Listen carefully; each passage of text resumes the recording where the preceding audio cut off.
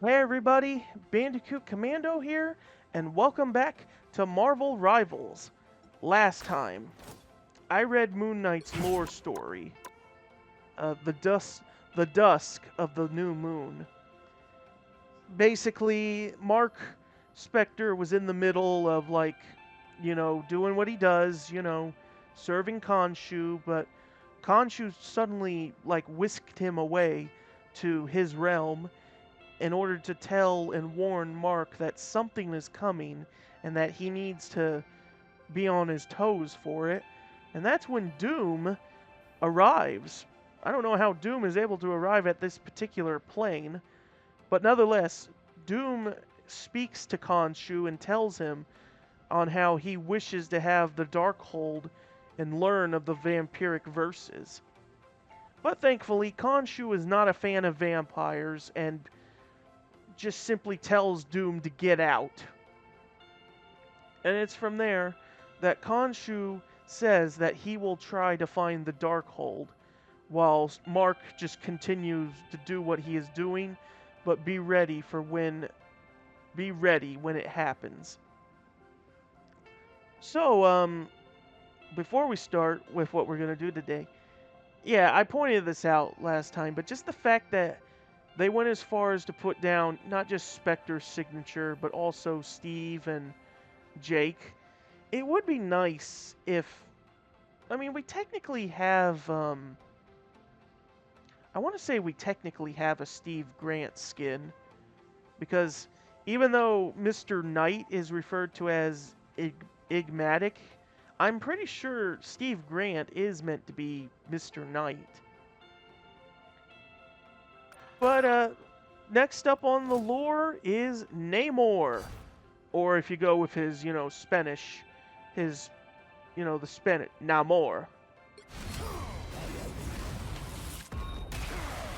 But as someone who has been, with Marvel for a long time, I'm going to stick with how I've always been pronouncing it. Wait, he only has one wing? He normally has two wings per leg. I could have swore he had like two wings per foot. Okay, Namor Mackenzie. The unrivaled king of the seas, Namor surfs into battle on a mighty wave with an army of fierce aquatic creatures in his wake. When ancient horns of war blare, devastation soon follows as deadly waters engulf the arena.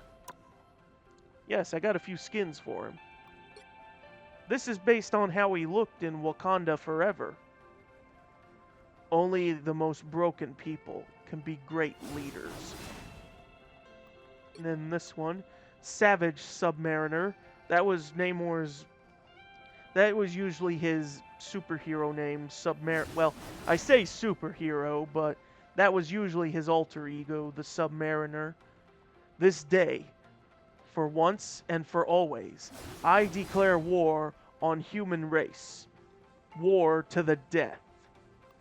And that's it. Yeah, that's his signature there.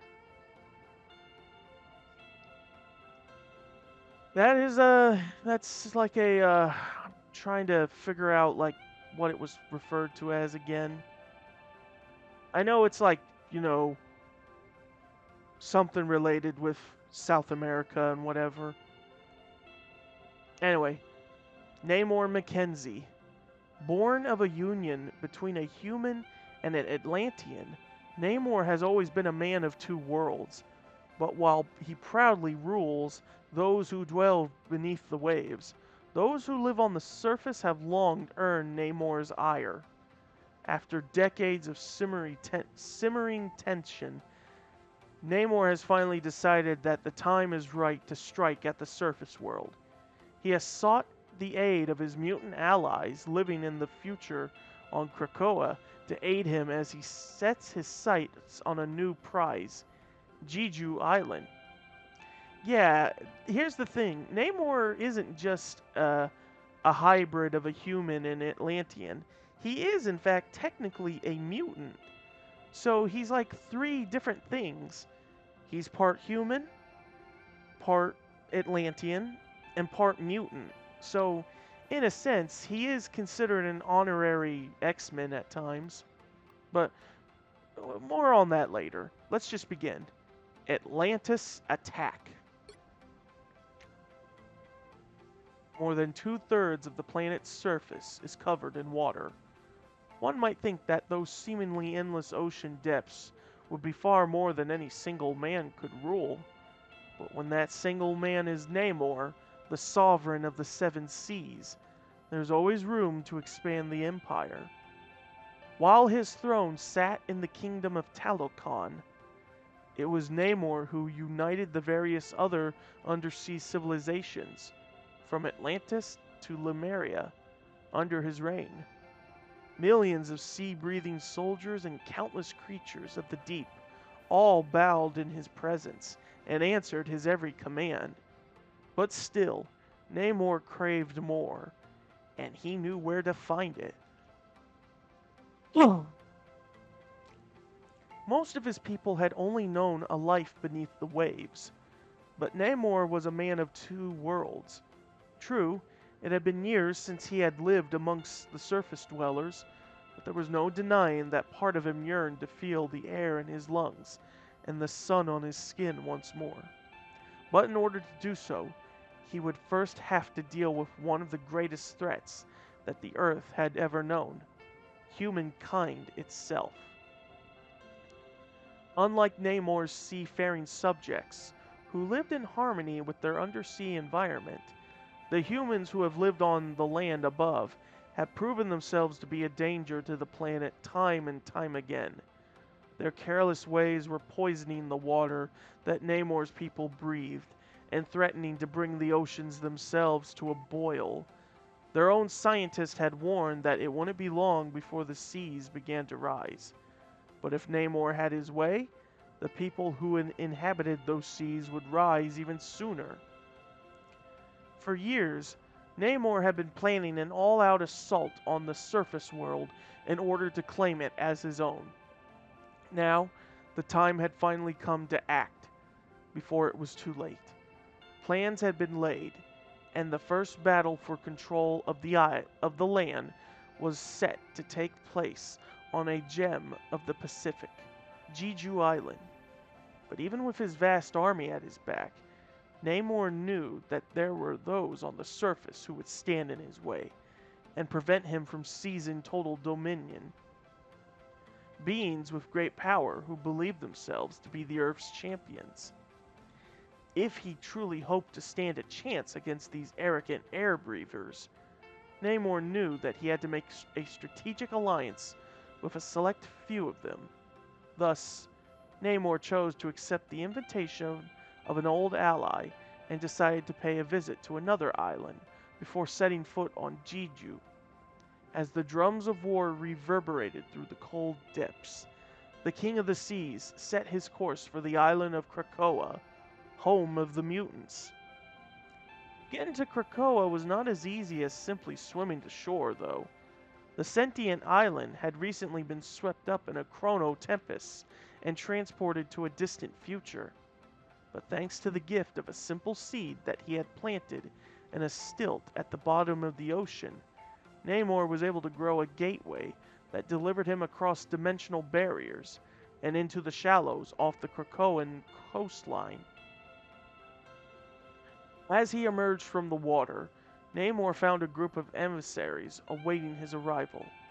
Amongst them were two respected mutant leaders, the weather manipulator called Storm, and the teleporting sorceress known as Magic.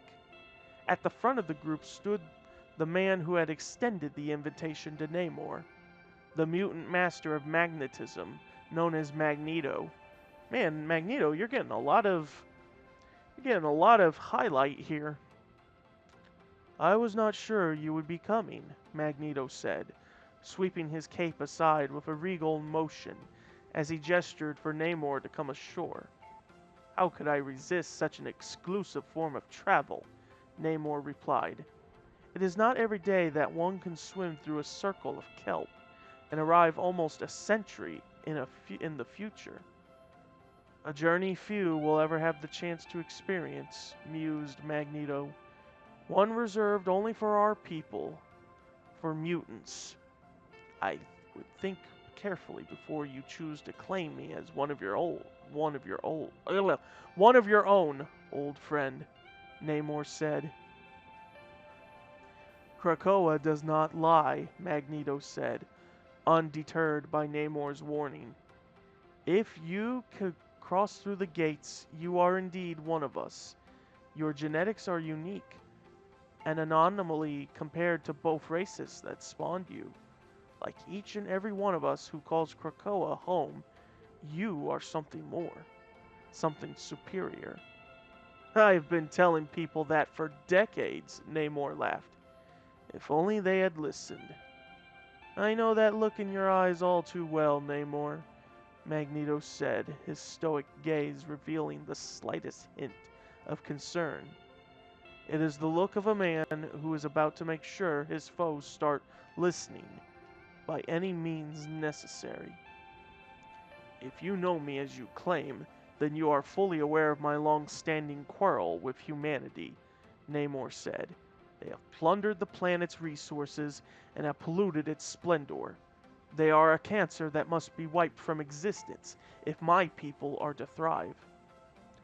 As we have established, we are your people as well, Storm chimed in, and we have always believed that peaceful coexistence is the key to survival. I am well aware of Charles Xavier's grand delusions, Namor said with a smirk. How are those dreams of his working out for you? Last I checked, isolating your entire race on a secluded island is certainly peaceful, but a far cry from coexistence. Storm's eyes began to crackle with lightning at Namor's insolent words. Without a moment's hesitation, Magneto stepped forward, strategically positioning himself between his most trusted ally and their distinguished guest. We have a we have forged a proud mutant nation here on Krakoa, Magneto calmly retorted. And while the humans still occasionally prove to be thorns in our sides, we have managed to build relationships with them that have proven to be mutually beneficial. For now, Namor said, until they find yet another justification for unleashing their killing machines upon your populace. If you are looking for a war, said Magic, extending the blade of her fabled soul sword in Namor's direction, I happen to know a few in other dimensions that are worth fighting. There's no need to start one of your own. I did not start this conflict, Namor said, his eyes narrowing. But the King of the Seas shall finish it, with or without your aid. So swears Namor. With that, Namor turned and began to wade back into the shallows, lapping at Krakoa's shore. But he stopped for a moment as Magneto offered one last thought. We respect your plight, Namor, Magneto said, and we will not stand idly by as your people are endangered. You are one of us, and mutants take care of their own. Should you need us, we will stand by your side. Namor smiled, perhaps a moment too soon. But be wary, Magneto continued. I have witnessed genocide firsthand, and I will not allow it to be perpetrated again, not even against the humans, and certainly not by one of our own. On Krakoa, we live by a simple rule. Murder no man. You would be wise to heed it. Namor and Magneto locked eyes for a tense moment. Then, the King of the Seas dove back into the ocean, without a word, swimming through tremendous speed back through the gateway that brought him to the Isle of Mutants. As Namor sat on his throne, pondering his next move, Magneto's warning echoed in his head, drowning out the cold silence of the ocean floor. It had already been cleared that the impending battle against the humans would not be an easy one. Now, Namor would have to be even more cautious if he wished not to add another race of air breathers to his list of enemies. But though Namor had always been many things, warrior and mutant and king, cautious had never been one of them. Gather our greatest warriors, Namor said to one of his most trusted advisors. Summon the most ferocious beast of the sea. Today, we bring humanity to its knees. Today, we claim Jeju Island in the name of Talakon. And tomorrow, if need be, Krakoa shall follow.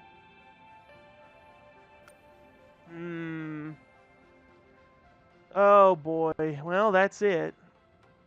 I gotta say, I don't know if... I'm pretty sure Namor was never truly like this in the comics. Like, that's more of an Aquaman thing, if you ask me.